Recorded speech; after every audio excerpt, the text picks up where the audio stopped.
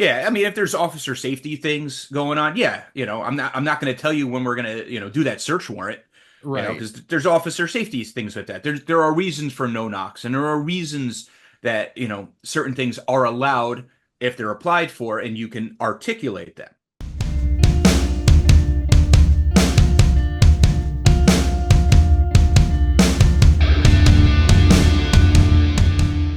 All right. So Rodney Carpentier, you're a 18-year veteran of the police force, and now you're an author. Tell me a little bit about your law enforcement career. It's actually almost 19 years. I kind of undersold myself. I started as a New York State correction officer in 2006, actually on my birthday. So it's always easy to remember how long it's been. I did that for about 2 years, and I took a local test, and I ended up getting picked up by one of the local sheriff's offices. And I've been there ever since. I did a couple years on patrol. I worked days, I worked midnights, I worked afternoons. Then in 2012, I was promoted to investigator. I did that for about 3 years, doing mostly white collar type crimes, frauds. I did computer forensics. I had an opportunity to go to Alabama and get a month-long course by the Secret Service in computer forensics, and I had to do all that stuff, which was really cool. 2015, I got promoted to sergeant, and that's where I've been ever since. Again, I worked midnights, I worked afternoons, I just got back to days about a year and a half ago. And I'm actually currently the administrative sergeant. I push paper all day long. All the boring stuff, that So that you're you don't still a really dream about. so you're still a law enforcement officer. I didn't know that. Oh yeah, yeah. I have 3.5 years to go till I'm eligible to retire. For us in New York, it's 20 and out.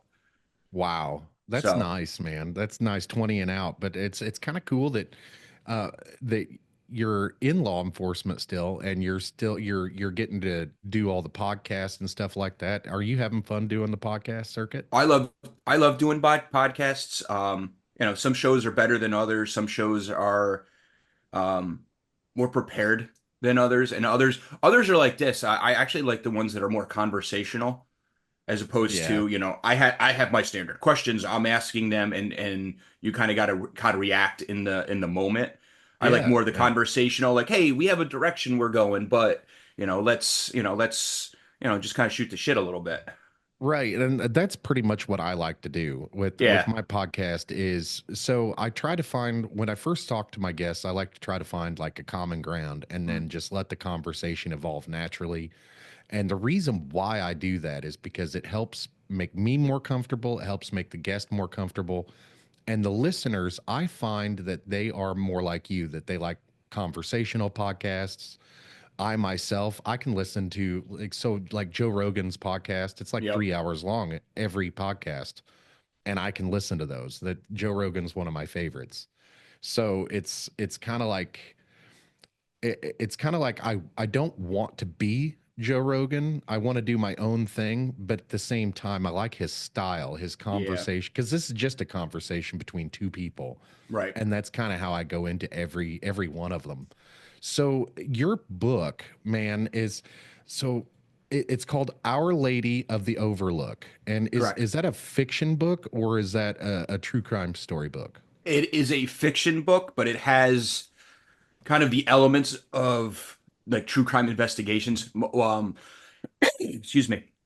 Um, One of the main characters is a podcast host. He's kind of a true crime podcast host, and he comes more from the journalistic background, but he's kind of like, I'm trying to think like, it, just one of those guys that's kind of like a battle hardened, like, I go out and I find my own stories. I don't work for anybody. He's kind of an independent kind of actor, and he does his own podcast. And his whole shtick is that he goes and he finds the underreported cold cases, the things that people don't know. His in the book, I always, his he introduces himself to my protagonist, who's a rookie police officer, and he goes, everybody's done Dahmer, They've molested Manson. It's kind of like everybody's done these things.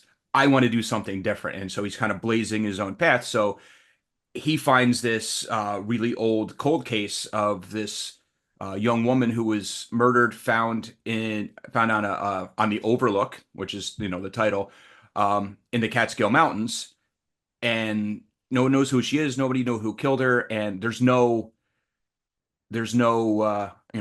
else to it. So he wants to go and find the actual answers, and that's kind of his motivation. And he kind of just stirs up some shit in this town, and it kind of leads from there.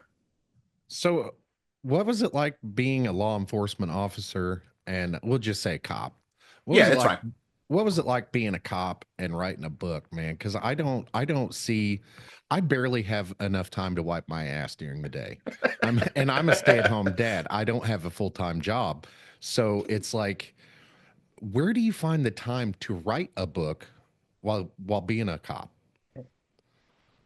It's You kind of got to just find those little moments. You have to have a lot of support from your family, and just really want to do it. I've always been interested in writing. I was always that imaginative kid that wrote stories and stuff in school, or when I was really little. My imagination. I didn't grow up with a lot of other kids around me, so I had to kind of create my own world. And I lived in a mobile home park, and I just used to run around and ride my bike, and I'm a motorcycle cop, and I'm gonna do this, and so I always had that imagination. It's just I never had the discipline to sit down and write it. And basically, this idea came while I was working. I was working a midnight shift as a patrol sergeant, and I was on a double. So I'm at the end. It's about 2 o'clock in the morning, and I'm at the end of my rope, and I'm just dozing in my seat, trying to keep myself awake. And this idea came to me, the idea that became Our Lady of the Overlook, and I needed to do something with it.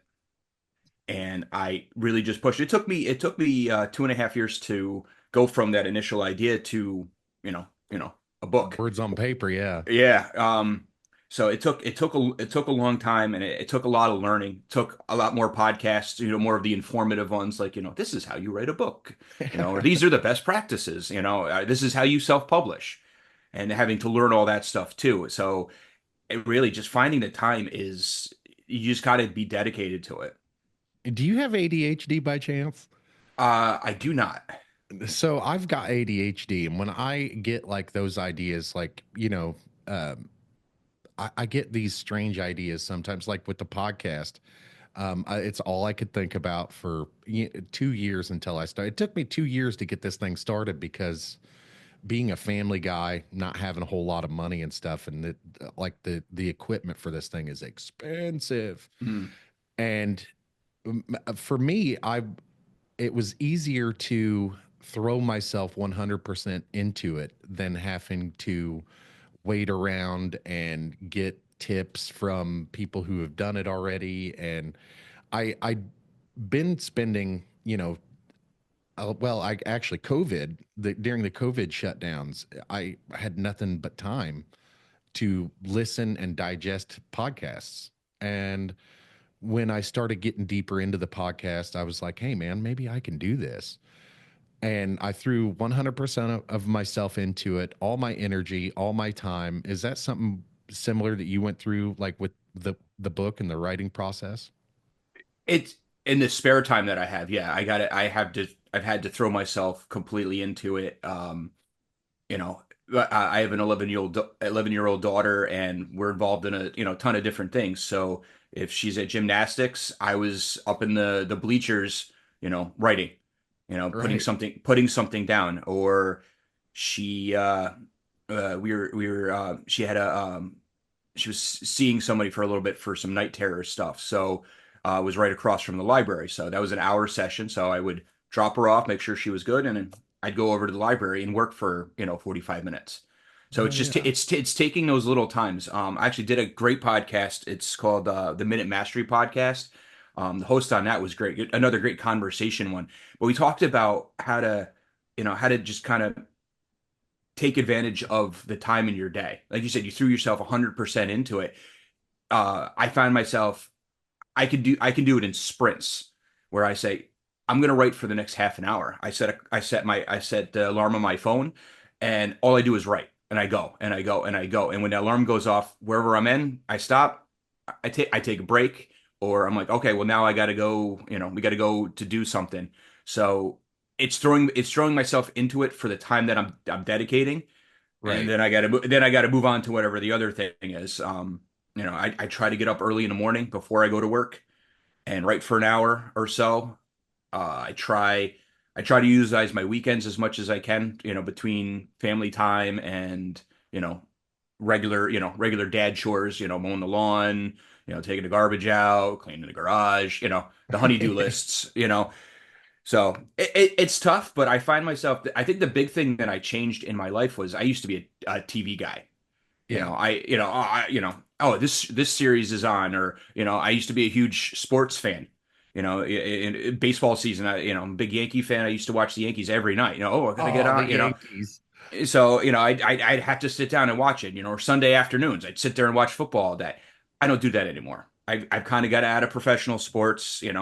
Between political stuff and COVID and stuff, I was like, and everybody I liked kind of grew up and retired you Yeah, know, yeah. pretty much the last couple of years after Derek Jeter retired, I grew up with him. In 1996, I was 14 years old, and and I kind of watched his whole career. And as soon as that was over, I was pretty much done. And I kind of, and again, working midnights, I used to listen to sports talk radio, and then I kind of moved into political radio, and then I moved into political podcasts. It was kind of a slippery slope after I got Kind into of like a sports. natural progression Yeah. of almost like intelligence. If man, if you ask me, like I was the same way. I was really I love TV shows, I love movies. I still love movies. But when COVID happened, man, it was like all the shows got crappy, Mm. and then I moved on to other things. And so now I have a cable subscription just for sports and news pretty much because everything's behind a paywall these days, and Yep. um I couldn't get my news without cable. We recently just like cut the cord from like DirecTV, Okay. um and the YouTube TV is what we're we're we've got a free trial right now, and we're kind of going through it, but it was like $82 a month for just standard service when all we need is like for news and sports. But so you had mentioned that you'd watch baseball. Are you keeping up with the Yankees right now? I've seen the, social media things, everybody complaining about these bats or whatever, and I don't know I don't know the whole background on it. I'm sure I'm an Aaron Judge fan, is why I asked. Oh, okay. Yeah. Yeah, I saw that he's the one that's kind of pushing this, and non-Yankee fans all hate him now, so I don't hate it. Well, so I'm a Royals fan. Oh, okay, yeah. Yeah, I'm about an hour north of Kansas City, Oh, and okay. that's where I was going to go with that next. Is like, how far away from New York City are you? Where I am right now, Well, not maybe not right now, but where do you work in relation to? where I work, yeah, because I live further south than I work. I work for a county that's about 50 miles north of New York City, and Okay, I live about 30 miles or so. and so you actually work pretty close to the Catskills. I live the halfway point between the city and the Catskills. Okay, We're originally from up there. I always tell people we moved south and east till we got to the Hudson River, and that was it. So, but we're where I am sitting right now. We're about probably 2 miles or less from the Hudson River. that's So, awesome. I've yeah. actually never spent too much time up there. We a few years ago, as a matter of fact, during the COVID lockdowns, I we referenced that quite a bit during this conversation already. During the COVID lockdowns, my sister had to deliver an animal to Maine, and it was like I was having a rough time in my life at that point. Like I was depressed, and I had had weight loss surgery like 8 months before that, and had Okay. lost a shit ton of weight. I weighed 520 pounds at my heaviest, Wow. and Okay. I had dropped down to just below 300, and I'd never flown on a plane before. So I hopped on a plane, flew to Nashville, met my sister, and then we drove from Nashville up to Maine. And that's the closest I've ever been to New York. I've never actually had time to stop.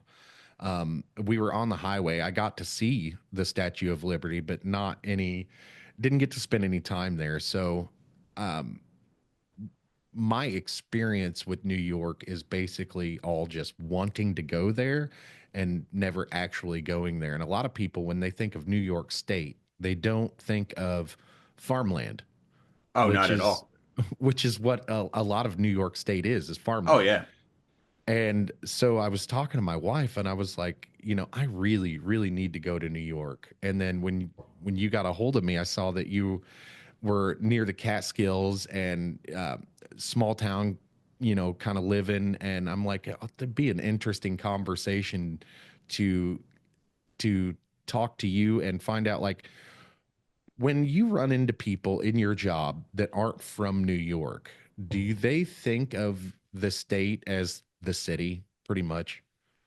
Well, my earliest uh, thought of this is I had a pen pal when I was in grade school at some point. She was from Ireland. That's how I learned about the Spice Girls, incidentally, because they were big over there before they came over here.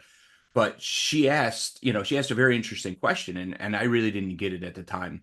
She goes, "Are you from New York or New York?" I said, "Nowhere near the city." I lived, we lived up in Albany, which is, halfway up, and the experience with New York is you can be, and I think it's probably most states. You have your urban areas, even Yeah, even Kansas. You have Kansas City, or you have your big cities, and then as soon as you get outside them, they get very rural very quick. yeah, So that's the experience I have. Where I work, I work in Orange County, New York, home of West Point. Orange County Choppers yeah, yeah. are from up there. So we have three cities, but cities in the sense of urban and population density, not necessarily big tall buildings and stuff like that. And as soon as you get outside, you have the city, you have, the surrounding town, and then once you get out of there, it is just fields and cows and livestock. We have horse farms. We have a pretty well-known area in the town of, called the town of Warwick, where it's called the Pine Island Black Dirt region. Yeah. People actually, they scoop that up and deliver it to people so they can plant gardens and stuff because it's so fertile and it's so rich. And this is all in New York. And then going up where I grew up, there everybody had a farm. Growing up, my best friend's grandfather had a I don't think he was dairy, but I never also saw him sold things up. But he always had cows, and so we'd have to chase cows. They got out. We had to chase them, or I've been electrocuted by electric fence, more than once in my life. So Me you know too. that, Me that- too. yeah. So it's interesting to kind of have that dichotomy because everybody thinks of New York City, Yeah. and once you get out of there pretty quickly, we had friends. My wife worked in New York City for a while, like having to go and commute every day. That's why we live where we live. Um, and now she's more of work from home and just travel occasionally. But when she was going down there, she had a lot of young friends because we were in our 20s at the time, and one of her friends was getting married, and they were from upstate. So it was like having a nice wedding in the backyard, and the some of their city friends who had never really been outside of New York City got on the New York State Thruway, which starts right outside the Bronx. And they're like, "Oh, here's exit one. We're only going to exit 24. This will be quick." And it's like exit one, exit two. They're right after each other. And then by the time you get north of Rockland County, the distances between the exits are between 17 and 30 miles. So Wow. they're like, "Oh, we'll be there in no time." And they eventually contacted us and are like, we're only at exit 19. How much longer is it going to be?" We're like, "Oh, you're still an hour away." They're like, "What?" I'm like, "Yep." Yeah, that was my experience up there as well. Just driving through. Yeah, So a little bit. So I try not to make these interviews like cookie cutter or anything yeah. like that. But so tell me a little bit more about your book without giving it away or giving away the plot. Um, so essentially, it's I have a rookie police officer. His name's Mike. He's working in a small town police department in the Catskills. His father, who's now deceased, was the police chief, and he was beloved by his men. Everybody knows him. The whole town knows him, and he's kind of living in that shadow. However, Mike's opinion of his dad was he was an asshole. He never spent time. He was very closed off. He, sent Mike to Catholic school, far away from home, and it just they didn't have a very good relationship. They didn't have a strong relationship, and so now he's come back trying to understand his dad a little bit better, working in the same job, working with his father's, his former subordinates, meeting some of his dad's old partners, and trying to understand that. And that's when this podcaster comes in and says, "Hey, did you know your dad was involved in this cold case homicide 40 years ago?" And Mike has no idea. He has no idea what he's talking about because, he's a podcaster, wants to get him on an interview. And he's like, hey, can you tell me about your dad? And he's like, I don't think you want to hear about my dad from me. And he's like, well, you have to have some insight. He goes, no, I don't.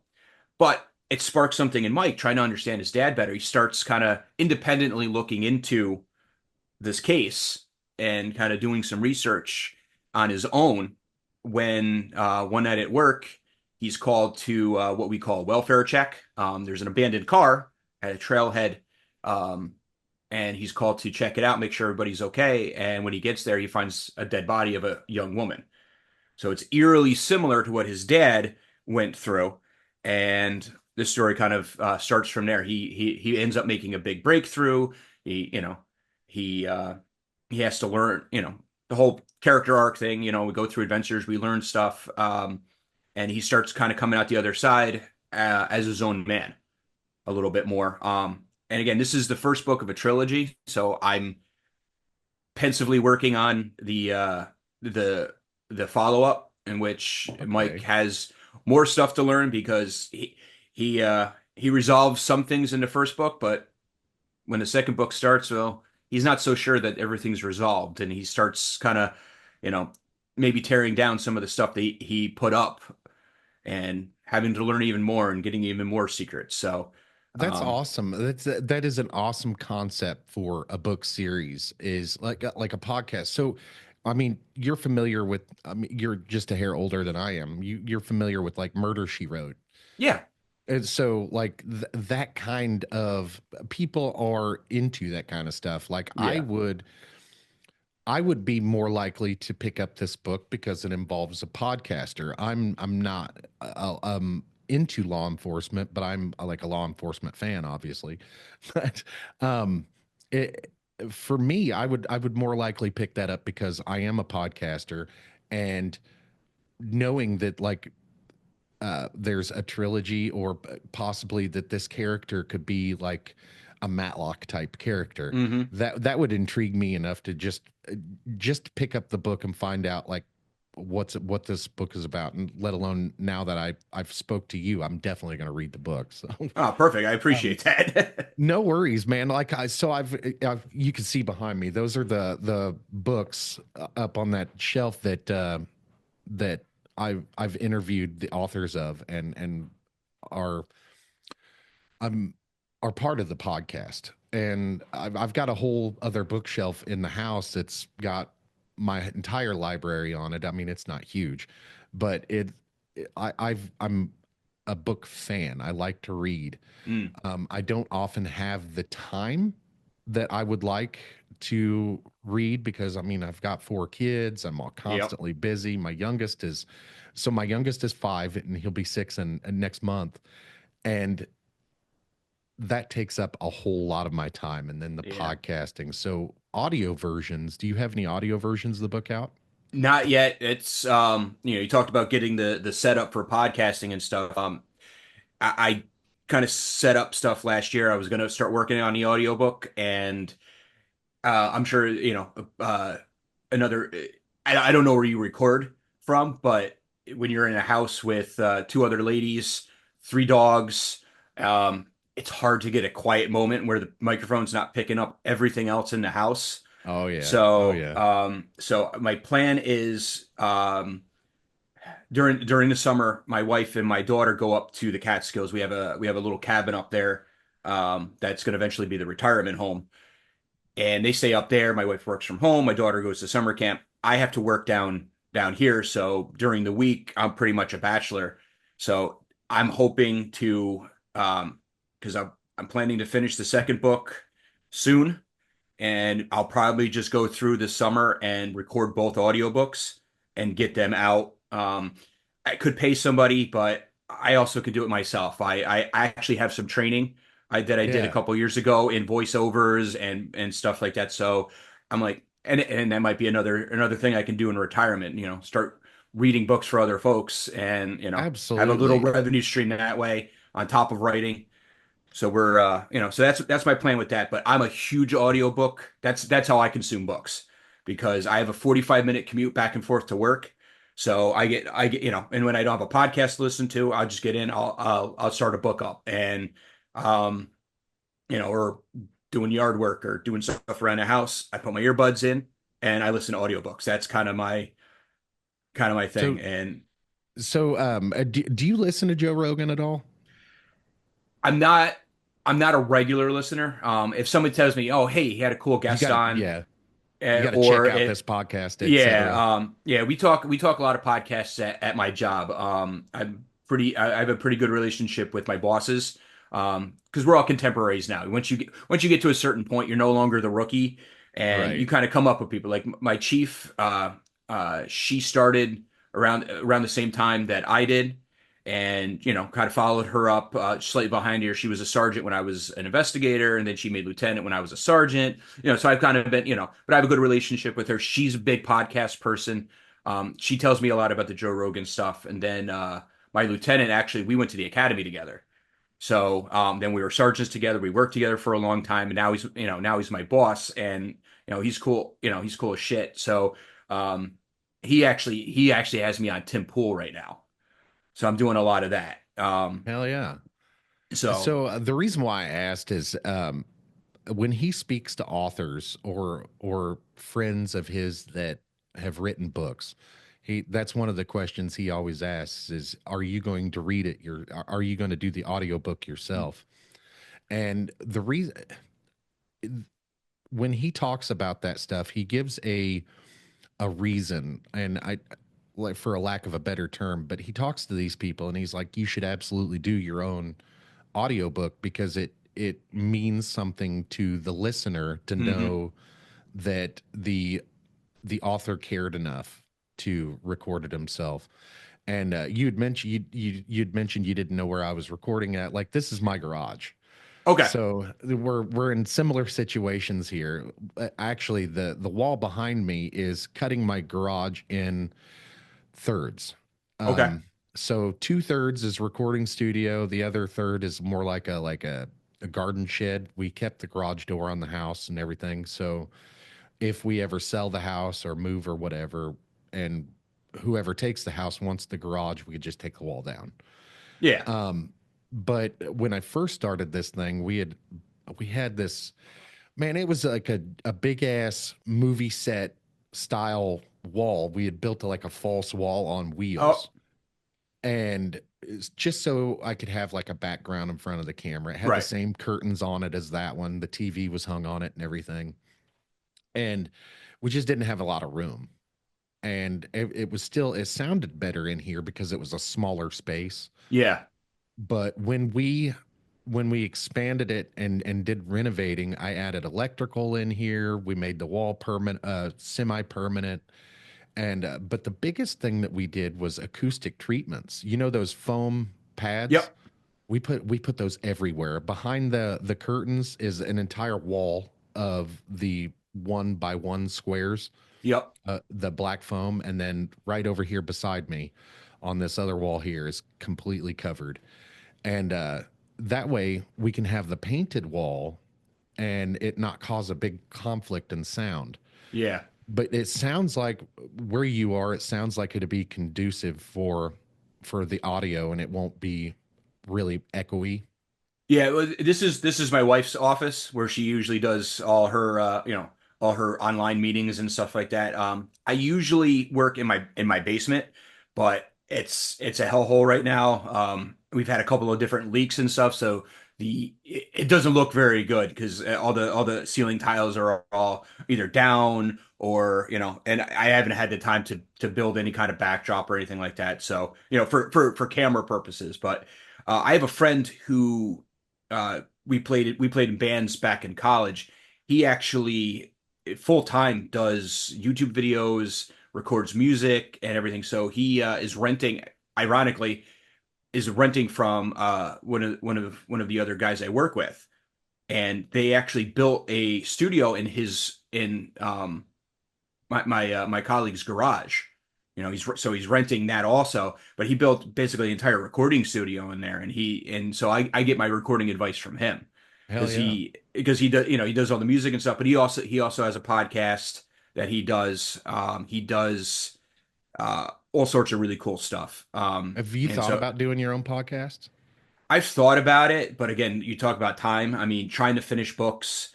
And I unfortunately Being a I keep dad and being oh yeah, like right now I'm now a volleyball, soccer, and track coach, which are three sports I never played. I played football and baseball when I was in school. I never did any of those sports, but total now, girl dad, total girl yep. So dad. now I'm coaching these things because you volunteer for one thing, and they're like, oh hey, are you interested in doing this?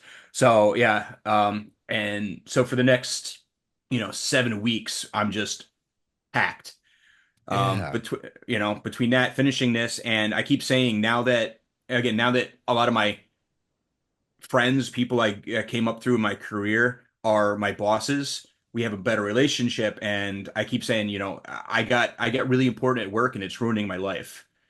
So I have a lot of people are counting on me, and a lot of things are counting on me now, and it really sucks. I much more enjoyed being patrol sergeant, where it was just come in, give tell the guys what to do, and make sure they all got home at the end of the night. That was basically my job. Solve some problems when they came up, but it was kind of more. But now it's I have my I get a one of my subordinates works in the office right next to me, and every day I come in, I go, hey, how's it going, AJ? He's like, hey, and we'll get on a meeting together, and then I grab my stuff, and then he's like, oh, you got another meeting? I'm like, I have meetings all day, dude. I'll see you in the afternoon. Yeah. Yeah. I'm So running all over the place, so somebody really close to me, like my wife, that kind of happened to her too. It's not that she became too important at her job. It's just that she had a lot more experience than everyone else, years wise. And so it was like when anybody had a question, they, of course, like within a reasonable time frame, they'd come to her and ask her the questions, and she's like, why does everybody come to me? And I'm like, well, you've made yourself kind of important there. yeah. So now she had just started a new job a couple weeks ago and she really likes it, but it's at the same place, so it's in the same building, so she if essentially anybody comes to her, she can answer questions or whatever. But she was a bit there for 15 years. So it was like it, all her experience was in this one department, and then when she switched out, it was kind of like, okay, this is what we're doing now, but like I have so much more learning to do and getting out of my comfort zone. And did you find that when you switched positions at the police department? So yeah, because it was starting to do a lot more again administrative stuff, and I had to learn how to write grants and how to um uh, work in government to do procuring. My entire job is to spend money, get money, and spend money, Yeah. and learning the ins and outs. Actually, it reminds me a lot of the when I was an investigator, because again, I worked in white collar frauds. I worked with a lot of money, and I also built a lot of great relationships with other departments. which Yeah. is a lot of the same thing. Like when I was an investigator, uh, I worked with other local county departments. I worked with the feds. I had between the uh, Health and Human Services investigator, inspector general, the postal inspectors, then state. I was always doing that, and I always had somebody that I could call. Somebody had a problem. Somebody came in with a case, came in with a complaint. I would sit down and go, who could I call? And now kind of taking that same skill set and applying it to, all right, I need to make sure this contract gets signed because we have a limited amount of time. You know, who can I call?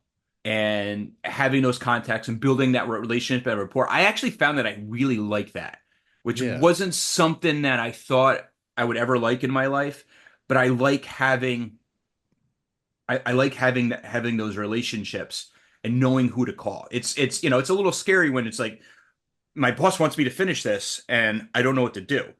So you Yeah. gotta cold call people and you gotta build these relationships. And so now that I've been doing it for more than a year, I'm kind of getting into a routine of things.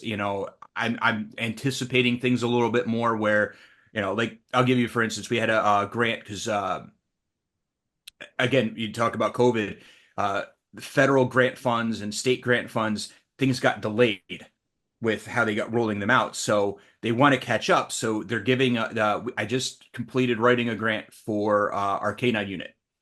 We want to, every year we apply for a explosive detector dog. So I wrote it, I got it in, no problem. Well, they want to award that grant, I think, in the beginning of May, and they want to suspend the money by the end of August. And I'm like, there's no way. Just knowing my county's process for doing this stuff, I'm like, there's no way we're going to be able to do it. But in an effort to try to do that, I contacted the head of the sergeant that's in charge of K9. I was like, all right, you need to buy a car. I said, you need to have everything in order, ready to go. So as soon as I say, the money's there and everything's signed, we could purchase it, so we could spend the money. Or same thing, same state agency. We want to buy a vehicle for our drone unit so that they have, because right now they're basically living out of the back of cars or wherever they can get. We had a lot of great drone equipment. But we have nowhere to put it just yet because it's still Yeah. in its infancy. So we want to buy a vehicle so that they can sit inside when it's raining or snowing. They have nice big TVs to watch things on. So everybody's on looking at the video on a smartphone or a tablet. Everybody can kind of see what's going on when they're at a barricade subject or something like that. So we want to buy some kind of truck with that. And I'm like, same situation. We're going to get awarded in May. Got to spend the money by the end of August. And I'm already like, find the vehicle, do whatever we need to do to bid it to make sure everything's up, so that as soon as the money hits, we can spend it. And just kind of anticipating that kind of stuff Man, is, that's crazy. yeah, That's a crazy window there. From May to August, you got to yeah, get all your ducks in a row. And that's very smart that you want to get your order ready before you make the procurement. That way you can actually get your shit, you yeah, know. yeah. Because You guys don't have a truck already for your drone, or do you have uh, that already they now? have they what they do is they use other vehicles. We just don't have anything dedicated to Oh, it. And okay, okay. so I'm very good friends with the head of that unit. She's a fabulous pilot apparently. Like I've never seen her fly, but all I hear is how talented she is because we have little teeny tiny drones that actually can go inside the houses and she can fly. But and she's apparently amazing. I've never seen it, but I'm working closely with her in order to make sure that gets done because we applied last year for the same thing, but we weren't awarded that grant. And we would have Yeah. had plenty of time to do it then, but now we're under the gun. So so and I like this job also because again, I've seen and done a lot. I wouldn't say everything, but I've done a lot. I've been involved in so many things in the field. And again, I'm not old, but at the same time, I'm close enough to the end of my career where I don't need to be out there as much. And Right. it's fun and it's exciting to work with these guys to get them the tools that they need in order to do their job. We're doing another one right now. I have a great younger deputy who is just super excited to do more traffic enforcement stuff. It wasn't it wasn't always the case that we use radar units. It wasn't a primary thing for us. Well, we're looking at getting a grant so that we can get radar units in all the cars, and we can get the spike strips in all the cars so the guys are prepared. Yeah, Getting them the tools that they need, providing better service for the public. And somebody needs to do the paperwork. And absolutely. and I've had to learn it all. I have a great partner who he did this for years, and we just kind of switched jobs for a little bit. He went back to school. He's looking at becoming a teacher. So it kind of worked out for him. So he's working afternoons, going to school during the day. But if I have any questions or stuff, he's there to help me out. He's there to show me.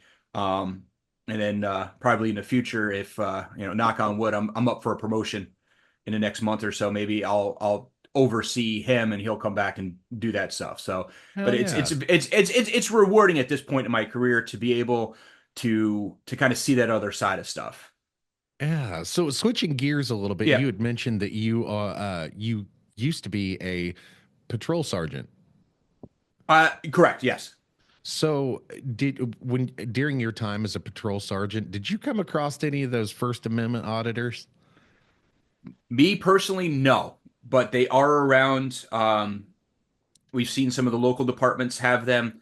I think there was a guy who came to. I work for the county, so we have a jail.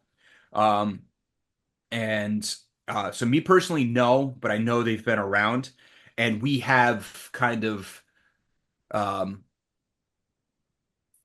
ways to approach speaking to these folks, so that we're not violating their rights, but we're also maintaining whatever security and just making sure they're not up to no good.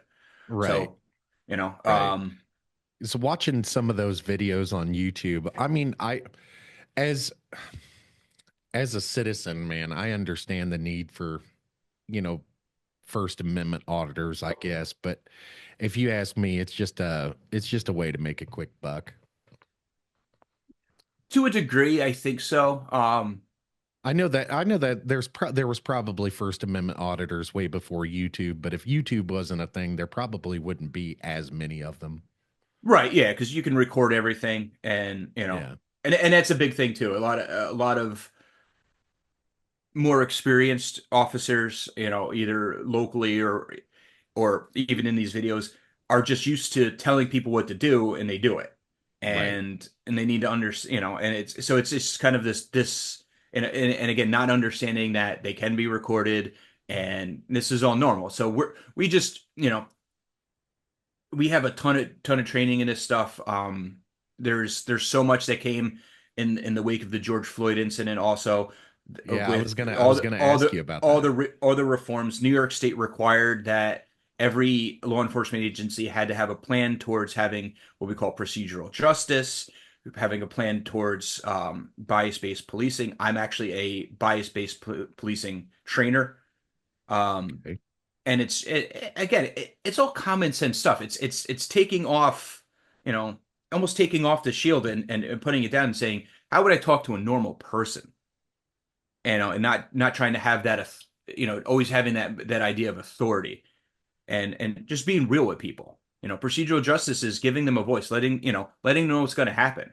Which was something Yeah. that me personally, that's how I always was. If I arrested somebody, it wasn't personal. It was Right. because there was a violation of the law or they had a warrant, and I said, listen, I said, you treat me well, I'm going to treat you well. I'm going to tell you what's going to happen. All right, A's The going to golden happen, B's going to rule. happen. Yeah, A's going to happen, B's going to happen, C's going to happen. I can't control what the judge says. That he's the judge is his own person, but as long as you're good to me, I'm going to be good to you. I'm not going to withhold anything. I'm going to make sure that you get everything you need. I'm not going to treat you terribly, and we're going to get through this. You're going to be fine Absolutely. at the other end of this. It's going to be fine. And that's always been my approach. And I found with being a supervisor, I've had some really good deputies who were very, very aggressive and trying to, proactively, go after drugs, go after, people who weren't necessarily doing the right thing. And, I remember I was on midnights, and two of my guys were searching a car. It was three youths in an inner city area. And, this is before New York State changes marijuana laws too. I'll caveat that because, if you smelled weed in a car, you free game to search it all day long. Not anymore. You might be able to get a DWAI drugs out of it, intoxicated driving maybe, but you can't Right. search the car just based on the odor of marijuana. But these were the good old days. So we're it's 2 o'clock in the morning. These three kids, the three kids are fine. They're young men. So my guys are tossing the car, and there was another young lady who was standing there recording the entire thing and running her mouth a little bit, and just like, I'm just so you boys know, I'm recording. And my one deputy was a little pissed off and not having her shit, and so he's yelling back at her, and just amping it up. So I get there and I just told him, I said, Matt, focus on what you're doing. So I go over and talk to her. I don't block her camera; she can record. And so I just talked to her. I said, "Hey, I just want to let you know what's going on. So I'm able to quote the laws. Based on the facts that they're giving me. This is why they're searching the car. This is what they're doing." And she said that she was, looking to go become a lawyer or something like that. I said, "Oh, okay, that's great." I said, "What you want to look at?" I said, "You want to look at this part of the New York State Constitution. This is where you want to look for search and seizure laws." I was, it kind of disarmed her a little bit. She was still, running her mouth and stuff like that. And as long as she wasn't getting anything back from the deputies, that they were fine. Yeah. So, that's procedural justice. You know, engage people and tell them what's going to happen. It's not a deep, Yeah. dark secret. It's, they I have the I right, I they have the right to appreciate know. that. I certainly appreciate that, man. When you said deep dark secret, it's that kind of touched a nerve for me because like I'm always saying that like it's not a fucking secret. Yeah, Right. like why are we being so hush hush about stupid shit? Like it doesn't Yes. matter. Yeah, I mean, if there's officer safety things going on, yeah, I'm not going to tell you when we're going to, do that search warrant, Right. because there's officer safety things like that. There are reasons for no knocks, and there are reasons that, certain things are allowed if they're applied for, and you can articulate them. But Right. it's the same thing. We do. We're the sheriff's office, so we evict people.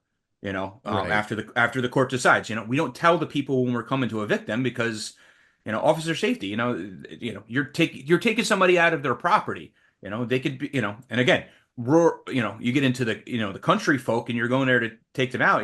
They might have a shotgun behind the door. You got to be careful with that stuff because all we're doing is upholding the law. We're not there to strong arm and anything like that. But you got to be safe too. So sometimes there are secrets, but a traffic ticket. Hey, I pulled you over because you were speeding.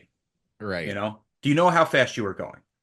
Do you have your license and registration? Be straight with people, and Right. and tell them, listen, a lot of times when we do enforcement, it's grant funded, and I set it up, so we're specifically targeting certain things. We have a thing coming up in New York, called No Empty Chair, and it's specifically designed to have enforcement around school districts. So we have a school district that doesn't have a local PD. We're going to sit in front of the school, and each day has a different thing. Seatbelts, speeding, distracted driving. Being on your cell phone and stuff.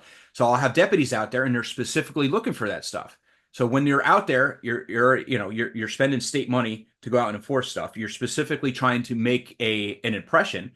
There's a lot less discretion than if I'm trying to drive and get my coffee in the morning, and I watch you blow a stop sign. I'm going to stop you. And I'm going to be like, "Hey, what are you, an idiot? Stop blowing stop signs." Did you see the big thing that said deputy sheriff on the front of my car? The lights Yes. on top. Let's not be stupid. Hey, I'll give you a warning because I want to get my coffee. Right. There are differences. If you're out there specifically looking, you're gonna, there's a little bit less discretion. Right. Right.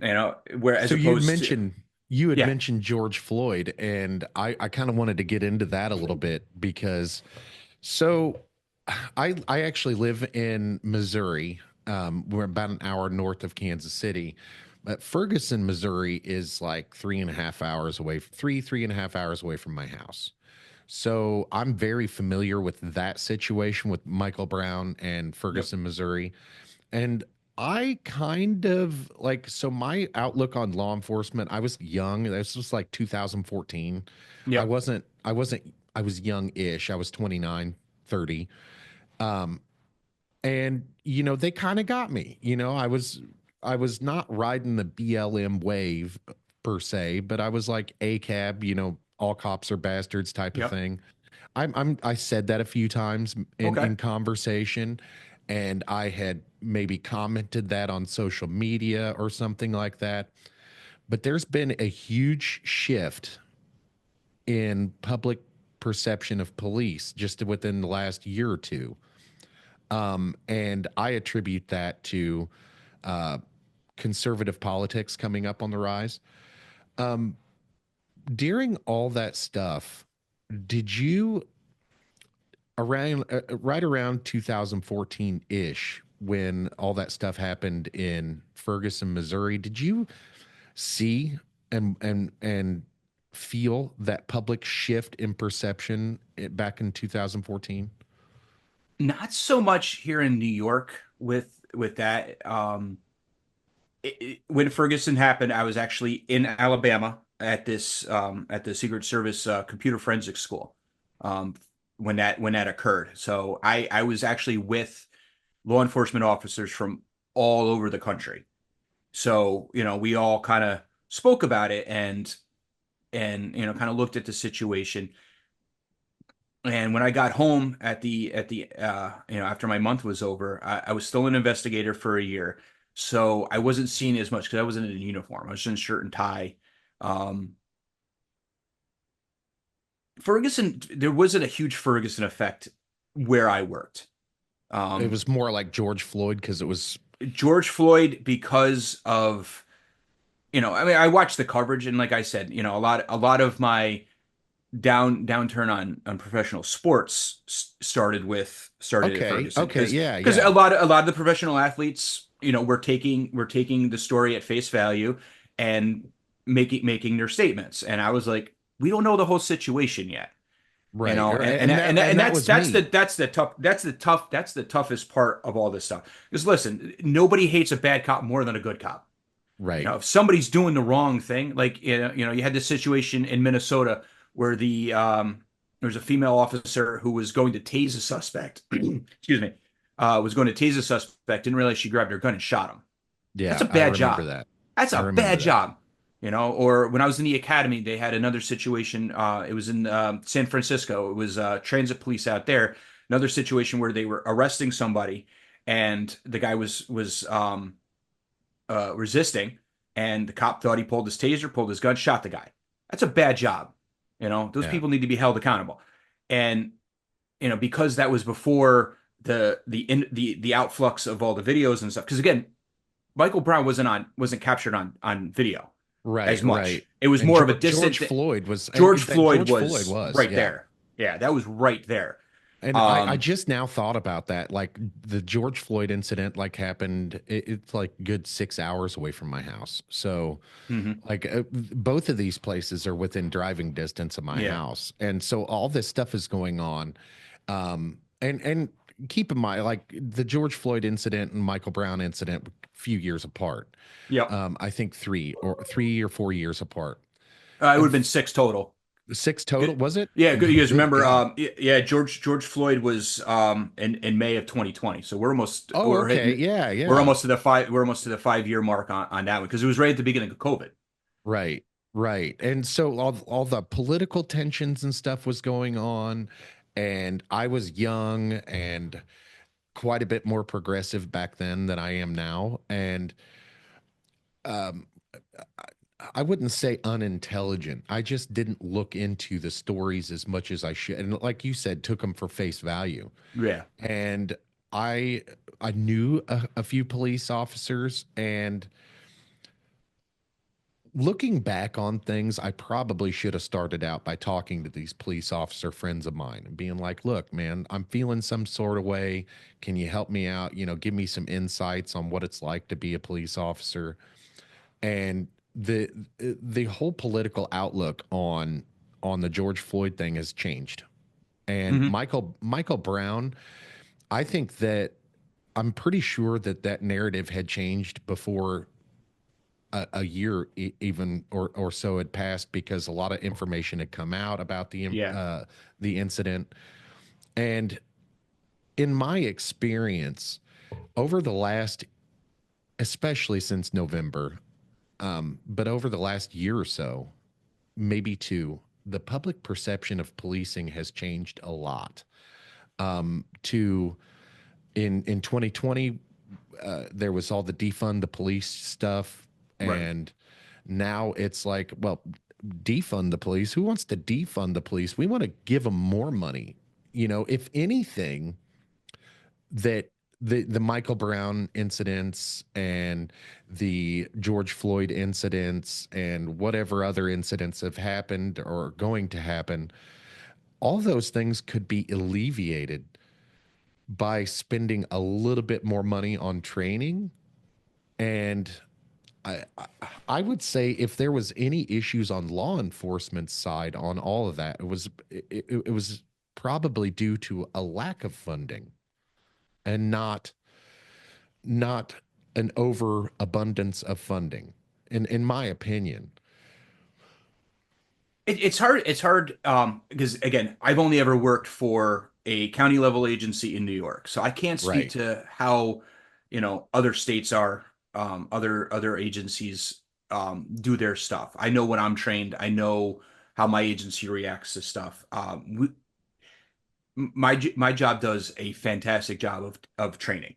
Right. That every year from, again, I've been doing this uh, almost 17 years. I've been with the same agency, and I've watched, from our when I first started that, they would sit there and read slides off of a PowerPoint or, and things like that to we're doing reality based stuff.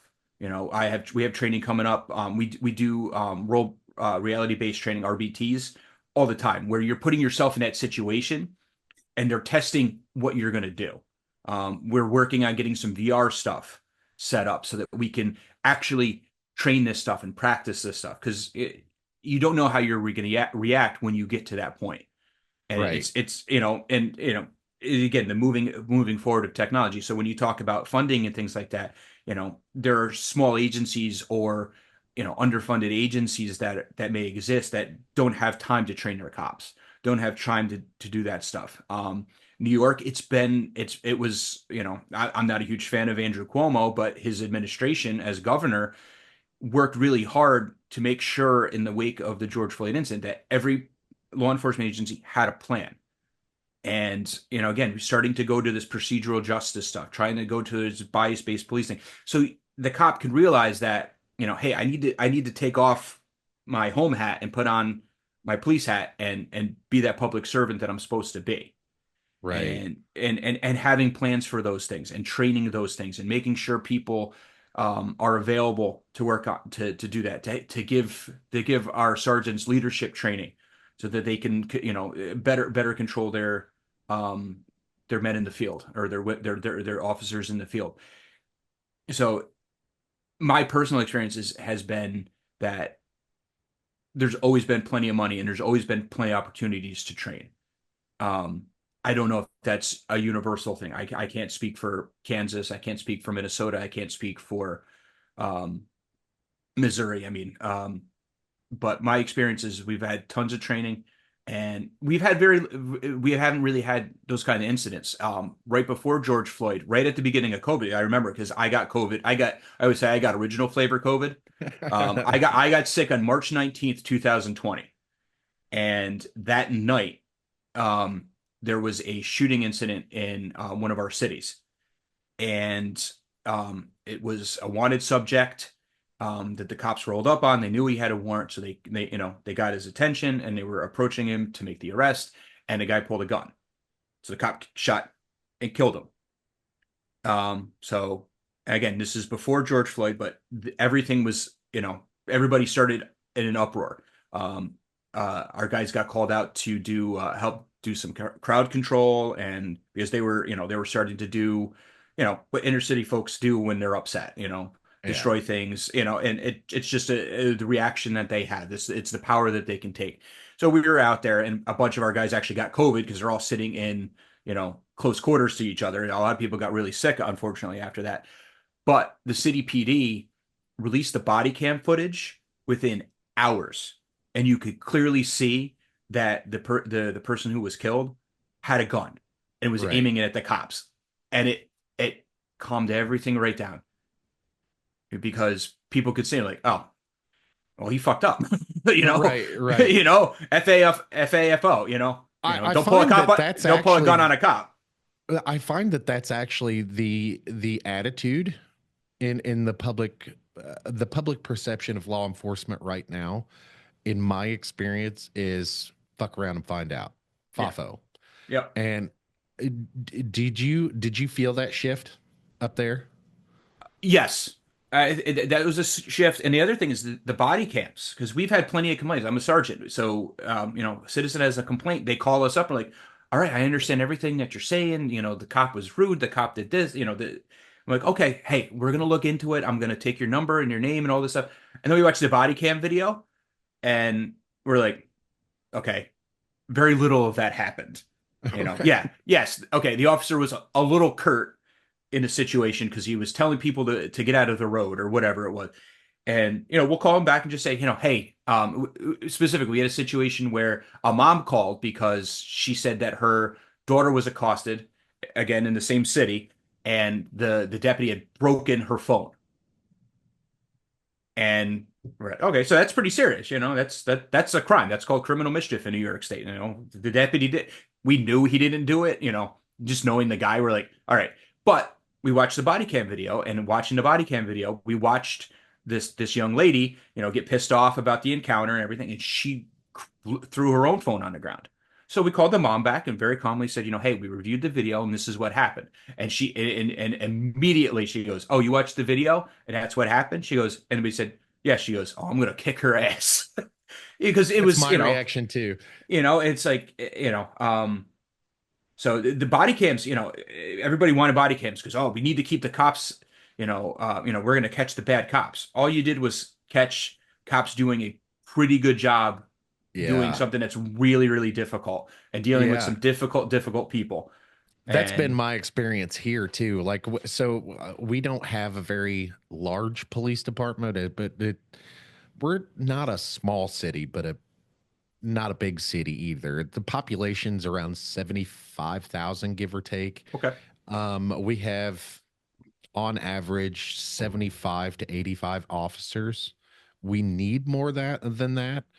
But when they started using the body cams and the dash cams and stuff like that, it really only enhanced their job, yeah, because like the public gave them permission to record evidence yeah, pretty much.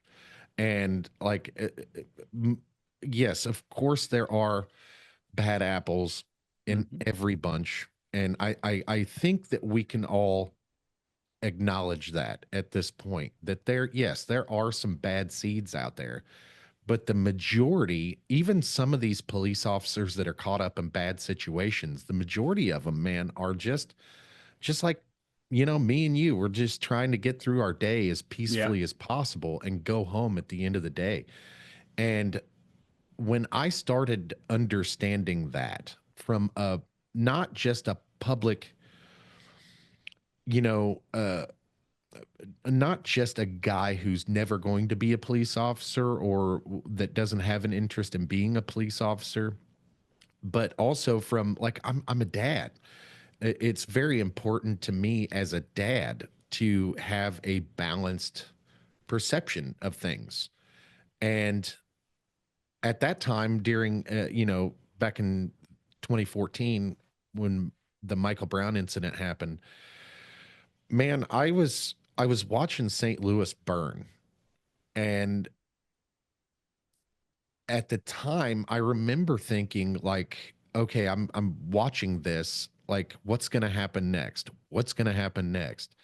And I got more and more pissed off as these people are burning down the city. And like business owners were coming out, please don't burn down my building. Please don't burn down my building. This is my livelihood. And then like listening to the media reports about outside influencers coming in. And then once I found out all the information about BLM and what all that stood for, and the political ideology behind BLM, and that not everybody in this world is doing these things out of the kindness of their hearts. Nobody that Right. funded BLM, the people that were funding BLM were using the people of BLM as political pawns to do their bidding and stuff like that. When I realized that, I was like, man, I've got a lot of making up to do. I've got a lot of, like I made these guys out to be monsters, and but at least I can have the wherewithal and the understanding to do those things. A lot of like sometimes I think it takes the public an inordinate, like an extraordinary amount of time to get over things like that when it becomes a big media shit show, for a lack of a better term.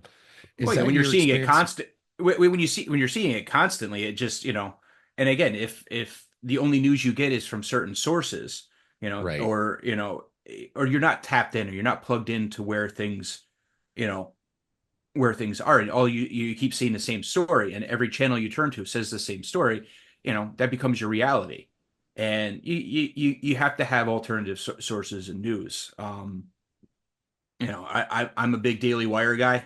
I Me get too. Me too. it, so, and again, I don't always agree with them, but at least I know their bias, so I can always hear them and say, okay, well, let me read something to the other side and kind of come to the middle. And there's great apps that'll actually tell you where the bias lands for a news story, and who based on who's writing it, and Yeah, and that's great. ground news. Are Ground you news, that's talking? exactly Yeah, what it is. Yeah. So I think that stuff's great. But I'll tell you, it's very interesting. You mentioned, BLM and outside influencers and stuff like that. I'll tell you a very interesting story. During the aftermath of George Floyd, we had um, we had protests all over our small county. Out in the boonies even. And so we were out in a very very small town, basically surrounded again by those farms. And for some reason, they decided they wanted to do a demonstration there. And local government was like, Sure, no problem." So we were there to help the local police department with traffic, and with because again, you have the protesters who are doing their thing, then you have the counter protesters that are rolling through with their Confederate flags and everything. It's like, just let them do their thing, and so they do their thing. They march around, and we thought they were going back to their starting area, and it was over. Well, a group of them broke off and started coming towards the town hall, which was where I was stationed, as the supervisor in the detail. And they're coming up, and I remember it was me and a part-time officer from the local town, and we're the only people at the town hall. And this group of probably 25 to 30, young folks come up, and they're upset, and they're yelling, and all this stuff. So I stupidly probably stand in front of town hall, and put my arms behind my back, and I just stand there, and I look straight ahead, and I let them yell at me. I had a couple of the other guys on the detail joined me, and we stood in front of it, and we got berated for probably a good 20 minutes. Say her name, kneel, all this stuff. And our things are, they can do all their stuff. We're not going to kneel. We're not going to, do that. That's not part of our job. Our job is to protect, public property, public safety. So we stood there and we took this for a while. And then it started breaking up. And the organizers started saying, "Okay, guys, let's move on."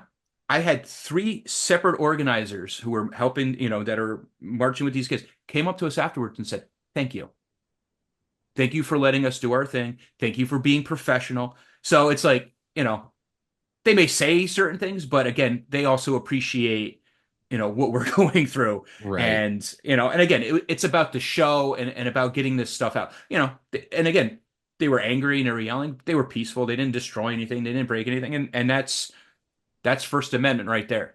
Right. They had it. They got to get their word out. I made sure that they didn't destroy, town hall, at least dissuaded them a little bit, but they thanked me.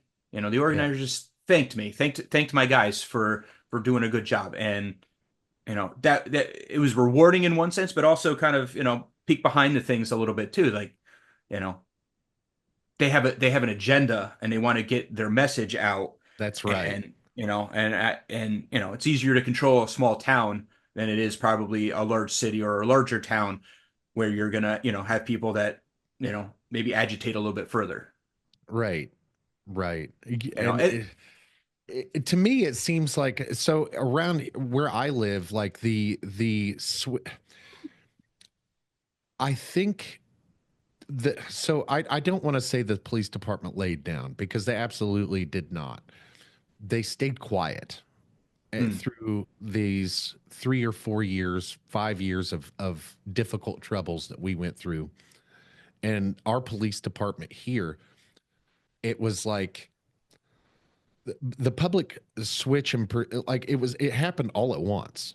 And we went from having protests we don't have very many protests here, but we went from having protests all the time to people going back to offering officers drinks or bringing them food at protests or fires.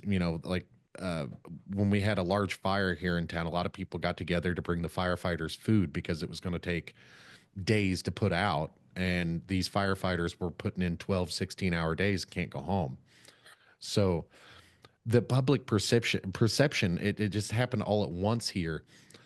And we kind of saw what would happen if we didn't fund our police. If we defunded our police, everything went to shit really quick. oh yeah. Crime went up. Everybody's cars were getting stolen, and like I said, I don't want to say that the police department laid down because that's not what happened. They just had difficulty getting officers to join. Oh, no, Nobody wanted nobody that's wanted to still be a huge cops. problem. Yeah, well, that's still a huge problem in New York State. I'll give you, for instance, the New York State Police is a highly sought after job for young folks in New York State who are interested in law enforcement. They have a great tradition and they have a lot of different things that you can do with them. So when I took that test back in 2008 or 2007, I took that test with probably about 15,000 people. Their latest test had 3,000 people. Wow. People aren't taking this job anymore. You talk about New York City. Um, Police officers are leaving New York City in droves Wow. because of the local conditions. I know a lot of guys who work down there because again, a proximity. They can live up here in these counties. So I either know them because my daughter goes to school with with a girl whose dad is a detective in the city, and we're also my agency's hired 13 New York City transfers in the last year. So they're leaving in droves, and it's tough to police in New York City. It's a tough job. Yeah. They're Yeah. they're I would and imagine it would be. Yeah. yeah, and it's its own culture and everything. But it's a tough job, and the guys that don't want to deal with that, or maybe they got started down there when they were young, but now they're starting to have families and stuff, and they'd rather be in a different environment, and it Right. makes it very difficult. So, but yeah, I mean, we're having problems. The people taking the local tests for these jobs are dwindling, and it's harder and harder for us to recruit. We're gonna have by I think by summertime we're gonna have 7 openings that we're trying to fill. And that's a big hole. Yeah, Seven yeah, positions. That's a big hole. yeah. Because we had some retirements, we've had a couple guys leave us to go to other jobs, and then and as we do, so we're gonna Well, have a part of the issue bunch is of like holes. pay, right? Part of the issue is pay. Um, Depends where you are. I think in my county, law enforcement's paid rather well. You know, You know, You well, you may you not, always want more money, but right? considering where I started and what the starting pay when I started and what what the kids are getting paid now, it's taking into account inflation and all that other stuff. It's leaps and bounds of where I started. I started working in state corrections making $26,000 a year. Yeah, it's You know, it was about so nine it was about 19,000 a year here at that time when you were working for corrections there. And you may not know the answer to this question. Does an NYPD officer make enough to live inside the city? I don't know specifically, but I know a lot of them live outside the city and commute in. So I don't know the prevalence of how many live within the boroughs of New York City and work there. But I also know a lot of those. Not a lot of cops in general necessarily want to live in the same municipality Where they're policing, yeah. where they're policing. Like even like I know a couple guys that work for a small village PD, and even they won't live in that village. They may live in the town outside of the village, but they Right. won't live right in the village because now you're solving everybody's problems all the time. Yeah, I could just imagine what it'd be like in a small. I'm not. That's the first time I've really asked a question like that, but it does make sense to me. Like, I can just imagine some of the small towns around here. I think the largest small town I lived in, it's like 5 miles away from my house now, but it's like 1,200 people, a population. Okay, yeah, it's very I small. could just imagine the police officers moving outside of that city to because of things getting too personal with family members it's Yep. one school, just one single school building in Yep. that town. So I could just imagine. I never even thought of that aspect before. That's pretty neat. Yeah. So I think that's a good place to leave this conversation for now. um what is So you said it's your book is going to be a trilogy. Yes. Our Lady of the Overlook. Do you have a title for the second book yet? Yes, I do. It's called Quiet Whispers of the Overlook, Okay. Okay. And which, this is all set like this first book is set in rural Catskill mountain town. yep. Is the second book in the same place? Yes. Okay. We expand out a little bit more. One of the criticisms I heard from guys that reading my book and knowing the geography, they said, "How come you never went to Albany?" I'm like, "Because I'm going there in the second book." It expands the geography a little bit, but the primary action takes place within the town. Okay. Okay. And where can people pick up the book? So easiest way to not include Jeff Bezos is to go to my website, www.rlcarpentierwriter.com, and you can click on the shop and you can buy it directly from me. I'll sign it, I'll personalize it, and I'll mail it right out to you. Um, if you like the ease of an ebook or you like giving Jeff Bezos money, I am available on Amazon. Just look up Our Lady of the Overlook. And I'm also on Kindle Unlimited if you're involved in that thing. And that's a great way because it doesn't cost the reader anything to look at my book, but every page that you read, I get paid on that. So that's That's yeah, it's awesome. it's it's interesting how Kindle works, but so you get it, I can only put my ebook there. I can't sell it anywhere else. But if you're just, you're paying your monthly subscription, like you talked about subscription costs, and you download the book and the more pages you read, and I'm hoping I wrote a book that's got you turned into pages, I get paid for the pages that you read. So that's how That's that awesome. works. Yeah, That is awesome. So, and again, that's rlcarpentierwriter.com. correct. And we're going to link that down in the description. Are you on social Oh, media or anything? I'm on Facebook, not posting as much as I used to be. I do have an Instagram account that I'll post on occasionally. And the real best way to hear about things with me is go to my website, sign up for my newsletter. I do a newsletter every week. and Okay. I'm starting to diversify it a little bit more and kind of more slice of life with me, more personal stuff. But you get constant updates on everything about me without too much information. But talk about my writing life, talk about personal life a little bit, what I'm reading. Um, so it's a quick read and it's a great way to stay kind of stay in contact. And I do also have a Patreon, Okay. patreon.com/RL Carpentier Writer. Right now, I'm putting up for free as of now a kind of a companion piece to the novels that are go between them. It takes one of the characters from the book, without spoiling anything, takes one of the characters in the book that comes in halfway and tells her story that's going on while the first half of Our Lady of the Overlook is going on. So, because initially I was writing two characters parallel, and I decided to cut the one part out. So now I'm releasing that as kind of a serial, and it comes out on the 15th of every month. And it's a good way to kind of stay within the world while we're waiting for the second book to come out. So I put that out on Patreon, for free memberships, just so I can kind of start building up memberships there.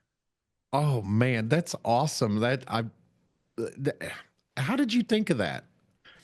Well, I had all this material that I cut out of the first book, and I originally was going to use that as the beginning of the second book. And the more I did, I'm like, nope, it's not working there either. I need It to, doesn't fit. it doesn't fit, but it was such a good story. And this character is, number one, super important. Number two, is just very interesting because she's at the age that I'm at now. She's dealing with family stuff. And then she has this whole stressor that's coming in from the book. And how does she deal with that? It deals with, she's dealing with death of a parent, Okay. and which is something I've lost both my parents at this point. And my father passed away just before I got this idea for this book, so it was kind of kismet where I'm kind of dealing with that stuff when I was writing. So it's so it kind of deals with some other themes and other stuff than you're dealing with in the novel, but you're also getting this backstory of what her journey was like before she enters Our Lady of the Overlook in the middle. So Oh, wow. and you'll understand her better going into the second book as she's she's more prominent from the beginning of that book. She kind of comes back into the world very quickly and kind of kickstarts the events of the second book. Awesome, man. So I got to check these out. So I tell everybody this, like almost everybody this at the end of every show, like we're gonna have to do this again for absolutely. sure. Because while you were speaking, I just got a bunch of shit that I was like, I got to talk to him about this. I got to talk to him about this, and I got so we'll definitely have you on again if you'll come back, and Absolutely. with that, hang out with me for just a moment. We'll let these guys go, and we'll see you guys next time. Bye. Thank you.